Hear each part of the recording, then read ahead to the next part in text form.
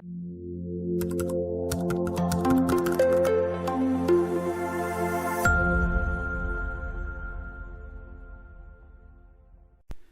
this video, I'd like to take a moment to talk about methods, which are actually functions that belong to objects. So methods and functions are really the same concept. The difference is that functions are defined to stand alone, whereas methods belong to a class. And in a later lesson, we'll talk about defining your own classes, but there are tons of existing classes that already have been defined for you as part of the Python standard library. In fact, we used the decimal class previously to do monetary calculations, and in this example I'd like to use a string object, which is an instance of Python's string class, to demonstrate this concept of methods. So let's say I have a string called hello. This is actually a string object containing the characters that you see here, and s is simply a variable that refers to, or points to, if you will, that string object someplace in memory.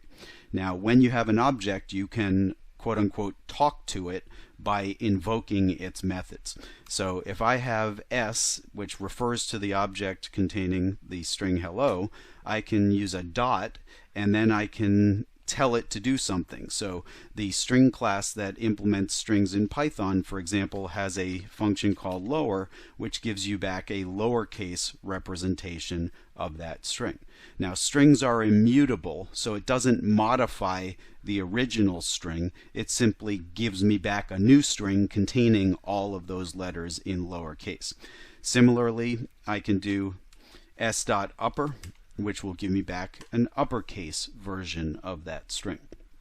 Now, for every class that's part of the Python standard library, when you go to python.org and look at the Python standard library reference, you're going to be able to look at each individual class in a given module, and then within that class's documentation, it's going to show you the methods that are available to you. So, for instance, if I go over to python.org, and we'll pull up the documentation web page here. All right, so here's the library reference. Now, string is a little bit different from other classes that are out there in that the type string is built into the Python language as the type str.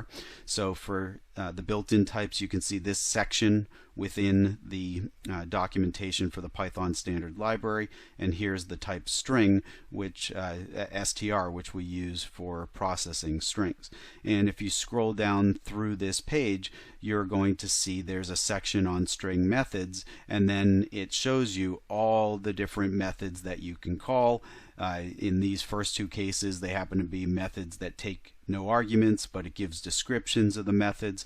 Let's scroll down. Here is an example of a method that takes an argument, actually several different methods that take arguments. And when you see this notation with square brackets, what this means is that the center function expects an argument that represents a field width, in this case for centering a string in a field width, but the second argument is optional. So the square brackets indicate optional arguments in the context of the online documentation.